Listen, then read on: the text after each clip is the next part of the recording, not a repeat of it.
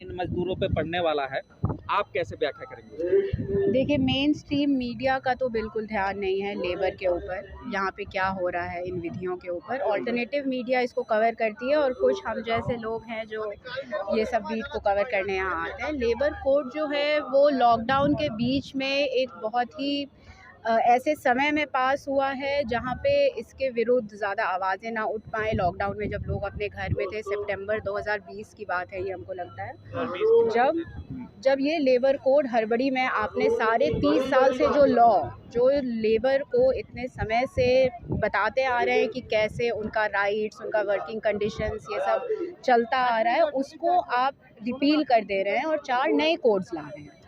जो नए कोड्स, ऐसा हर जगह बताया गया है कि वो कोड्स जो हैं उनको अगर आप पढ़ेंगे भी तो उनमें शब्दों में साफ-साफ ये लिखा है कि वो जो भी चीज़ें इनको ये स्ट्रॉन्ग करती थी, जो यूनियंस को स्ट्रॉन्ग करती थी, जो इनके वर्किंग कंडीशंस पे ध्यान रखती थी, वो सबको सरकार पब्लिक इंटरेस्ट में कभी भी खारिज कर सकती है। ये पहले पब्लिक इमरजेंसी में किए जाते थे, जिसको पब्लिक इंटरेस्ट में खारिज कर दिया जाएगा। वो पब्लिक इंटरेस्ट सरकार के ऊपर है कि वो क्या इंटरेस्ट है जिस पे आप इन सब को, इन ऑर्गेनाइजेशंस को आप हटा देंगे इसके दायरे से। तो ये है, प्लस आप जो वर्किंग आवर्स है उनको आप बढ़ा के 8 से आप 13-14 तक ले जा रहे हैं। अभी 8-8 घंटा लोग काम कर रहे हैं, उसका न्यूनतम वेज तो उनको मिल नहीं रहा है। आप और 14 कर दे रहे हैं, जो और एक्सटेंड होके पता नहीं 15, 16, 17 कितना जा सकता है। ये है एक दूसरा। प्लस आप जो नंबर हैं, जिन नंबर से पता चलता है कि एक फैक्ट्री में, जिनसे आप डिनोट करते हैं कि 20 या 30 से ज़्यादा वर्कर होंगे तो हम इसको इस फैक्ट्री का नाम लेंगे, वो सब नंबर की लिमिट को बढ़ा दिया गया है कि अब 20 नहीं, अब 30 होंगे या 30 के जगह 50 होंगे, तभी उनको फैक्ट्री बोला जाएगा और तभी उनको वो सब राइट्स मिलेंगे जो लेबर कोड में मेंशन है।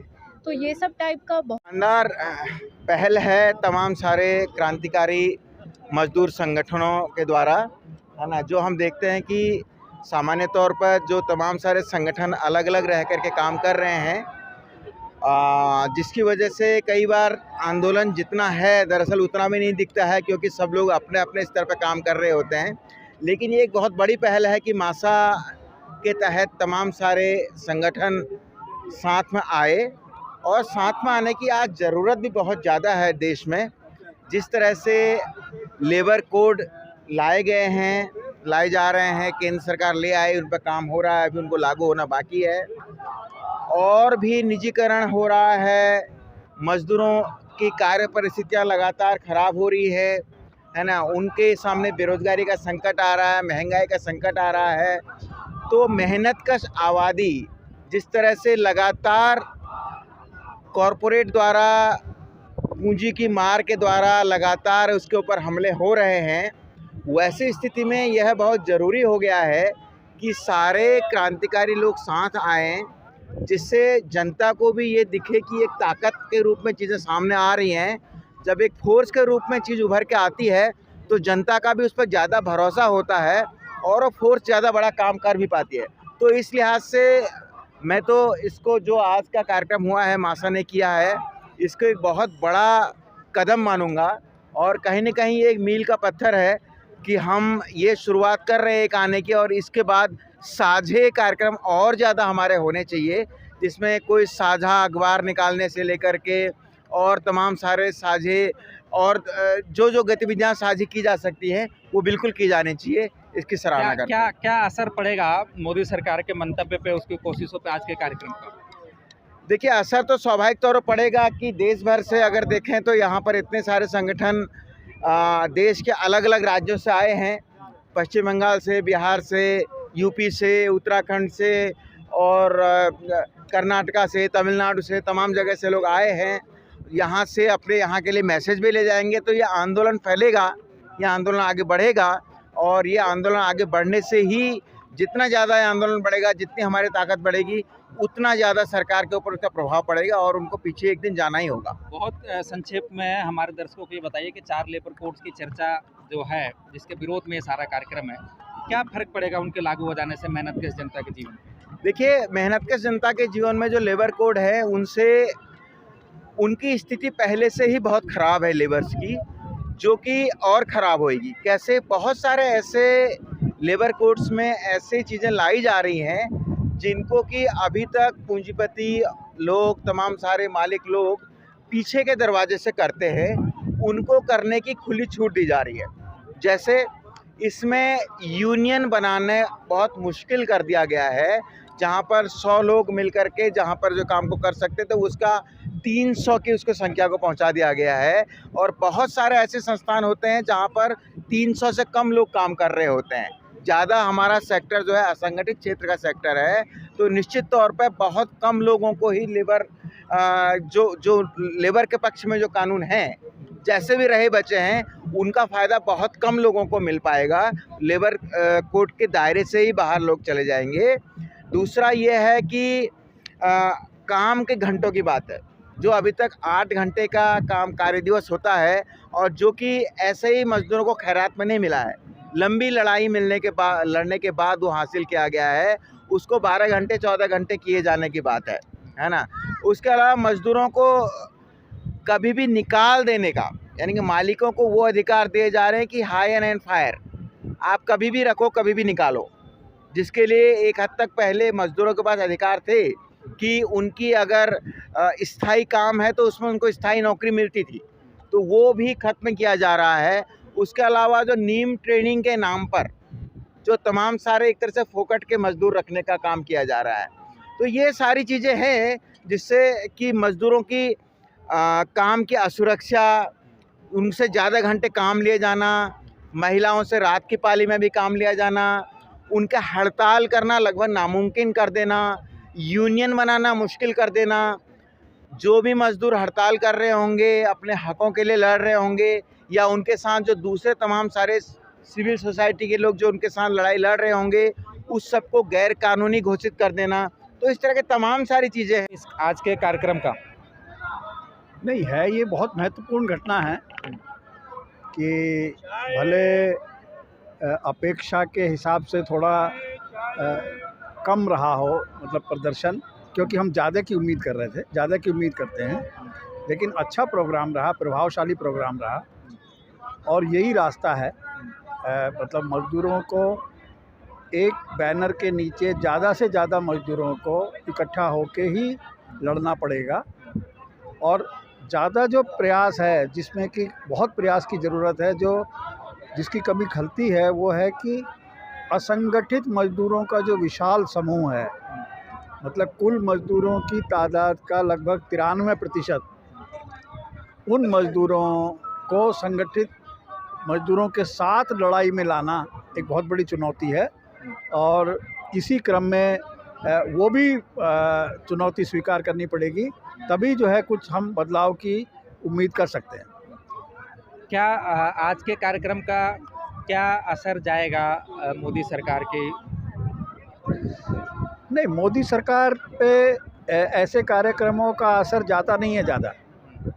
मोदी सरकार एक बात में स्पष्ट है कि उसको कदम पीछे खींचने के लिए सिर्फ बाध्य किया जा सकता है, जैसे किसानों ने किया है।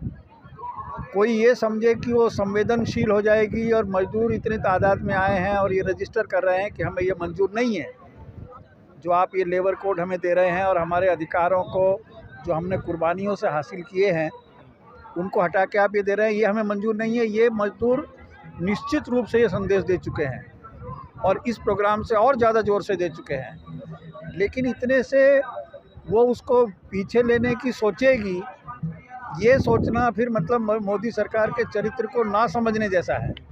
मज़दूरों को इससे ज़्यादा ज़बरदस्त तरीके से, ज़्यादा प्रभावशाली तरीके से और ज़्यादा मज़दूरों को शामिल करते हुए लड़ाई को लड़ना पड़ेगा। लेकिन उसके बाद ऐसा नहीं हो सकता कि मज़दूरों में अगर वो शक्ति है कि मज़दूर अगर इकट्ठे होकर लड़ेंगे, तो ऐसा नहीं हो सकता कि मज़दूरों को ये अपनी कामयाबी ना मिले, उनको मिल के रहेगी। अभी ये वाला कार्यक्रम जिसमें आप शामिल हैं आज, पिछले लंबे समय से इसकी तैयारी चल रही थी। बड़े जो औद्योगिक इलाके हैं उनके बस्तियों में, कोनों में, औद्योगिक इलाकों में, फैक्ट्री गेटों पे पोस्टर, पर्चे, मीटिंग, गेट मीटिंग, मोहल्ला मीटिंग, नुक्कड़ मीटिंग, सारी चीज़ें करने के बाद नतीजा ये है। आप क्या महसूस करते हैं कि क्यों नहीं मजदूर जो है वो इस तरह के कार्यक्रमों से जुड़ता है और क्यों नहीं वो इस जो मोदी सरकार के हमले हैं उनका खुल के जवाब देना चाहता है? क्यों वो यथास्थितिवादी होता जा रहा है, उसका शिकार होता जा रहा है? कैसे ये बीमारियां निकलेंगी और कब कैसे मजदूर वर्ग सही मायने में मैदान में आएगा? हाँ, नहीं, यही तो मेन सवाल है। देखिए, जहाँ तक इसका सवाल है कि जो ये प्रोग्राम के बारे में, तो मैं ये कहूँगा कि जो समस्याएं संगठनों में हैं वो इस प्लेटफॉर्म में भी नज़र आती हैं। जैसे हम ये देख रहे हैं कि जैसा प्रोग्राम 3 दिन का धरने का प्रोग्राम जंतर मंतर पे हुआ, उस हिसाब से जो समाज की अपेक्षा थी, जो इवन मीडिया की अपेक्षा थी, लोगों की अपेक्षा थी, उससे ज़्यादा होना चाहिए, उनको सरप्राइज़ हो जाना चाहिए, उसकी बजाय थोड़ा सा सेटबैक होता है। लेकिन इन समस्याओं को बुनियादी तौर से अटेंड करना पड़ेगा और हम संगठन की जो अंदरूनी समस्याएं हैं, काम करने की समस्याएं हैं, इसको नज़दीक मत लो, उसको नज़दीक मत लो, इस तरीके की जिसको लोग राजनीति बोलते हैं, एक्चुअली वो राजनीति नहीं है, जो कुटिल नीतियां हैं, उससे मुक्ति पानी होगी। क्योंकि ज़्यादातर मजदूर जो है ना, वो किसी भी इन संगठनों में नहीं है। आप उसके पास कैसे जाएंगे? उसके पास तो तभी जाएंगे जब आप मुक्त रूप से सारे समाज को इनवाइट करेंगे, मुक्त रूप से लोगों को प्रोत्साहित करेंगे कि वो इसमें शामिल हों, तभी वो मजदूर भी उसमें शामिल होंगे। जिस मजदूर की सबसे ज़्यादा जो शोषित पीड़ित मजदूर है, वो संगठित नहीं है। एक और चीज़ खास चीज़ नज़र आती है कि जो तमाम स्थापित पुराने लाखों की सदस्यता कहने वाले जो सेंट्रल ट्रेड यूनियन हैं, मैं नाम लेता हूँ CITU, ATEC, intake, HMS, BMS, इस जैसी ट्रेड यूनियन संगठनों की तरफ से इस मामले पे कोई आवाज़ भी नहीं दिखती है। वो आज के भी कार्यक्रम में शामिल नहीं है, अन्यत्र भी उनका कोई विरोध 4 लेबर कोड्स के खिलाफ नज़र नहीं आता है। इसका क्या कारण है और कैसे समझा जाए इसे? हाँ, देखिए, यही मेन समस्या है कि आज परिस्थितियां ऐसी बन रही हैं कि जो सेंट्रल ट्रेड यूनियंस की जिनकी आप बात कर रहे हैं, जो बड़ी बड़ी ट्रेड यूनियंस हैं, लाखों की सदस्यता है उनके भी मजदूर संकट को महसूस कर रहे हैं। लेकिन उनके जो नेता हैं, उनके जो आगे चलने वाले नेता हैं, वो उन संघर्षों के लिए तैयार नहीं हैं। लेकिन हम लोगों को, सब लोगों को उनको इसमें शामिल करना चाहिए, जिससे कि जो मजदूरों के साथ चलने को तैयार नहीं है जो लोग, वो अपने आप ही अलग थलग हो जाएंगे। आपने देखा होगा किसान आंदोलन में 1-2 नेता जो अपने आप को बहुत बड़े समझते थे, एक तो उसमें कन्वीनर भी थे, वो सबसे पहले मोदी सरकार के समर्थन में चले गए, तो लोगों ने उनको हटा दिया, उनके समर्थक भी उनके साथ नहीं गए। तो सबसे पहले मजदूरों को, यदि उनके संगठन उनके साथ चलने को तैयार नहीं है, उनके संगठन उनकी समस्याओं को लेके फैसलाकुन लड़ाई लड़ने के मूड में नहीं है, तो सबसे पहले मजदूरों को उन संगठन के उन नेताओं के प्रति विद्रोह करना पड़ेगा, तभी वो आगे बढ़ पाएंगे। आज का भी जो कार्यक्रम था, यहाँ सभा और सभा के बाद जुलूस के साथ राष्ट्रपति भवन ज्ञापन देने जाने के लिए, ऐसा सुना जा रहा है कि पुलिस ने उसको मना कर दिया है कि आपको जुलूस निकालने नहीं देंगे और औपचारिक सी जुलूस की कार्रवाई होगी। इस फैसले को, इस चीज़ को कैसे देखते हैं और क्या करना चाहिए जब ऐसी चीज़ सामने आ जाए तो? नहीं, देखिए, ये तो घोर जनवादी अधिकारों पे बहुत बड़ा हमला है। ये प्रोग्राम तो साल भर से डिसाइडेड था। इस प्रोग्राम को करने के लिए मासा ने दक्षिण भारत कन्वेंशन किया, पूर्वी भारत कन्वेंशन किया, उत्तरी भारत कन्वेंशन किया, साल भर से तैयारी चल रही है। उसके बाद भी इन्होंने, अगर सरकार ने परमिशन देने से मना किया जैसा कि आप बता रहे हैं, तो बहुत गलत बात है और इसको स्वीकार नहीं करना चाहिए। दुनिया भर के जुलूस तो हो रहे हैं, अब तो कोविड का भी बहाना नहीं है। तो मजदूरों ने इस तरह से अगर ये कहेंगे तो फिर आवाज़ ही निकालना बंद कर देंगे लोग। ये प्रोटेस्ट करना चाहिए, शांतिपूर्वक प्रोटेस्ट करना चाहिए। प्रोटेस्ट हमारा अधिकार है और ठीक है, राष्ट्रपति भवन तक नहीं जाने दे सकते तो आप रोक सकते हैं, सुरक्षा की दृष्टि से जहाँ रोकना ज़रूरी है। लेकिन मार्च निकालने के लिए तो मजदूरों ने बोलना ही चाहिए, कोशिश करनी चाहिए, लड़ना चाहिए। ये मेरा कहना है।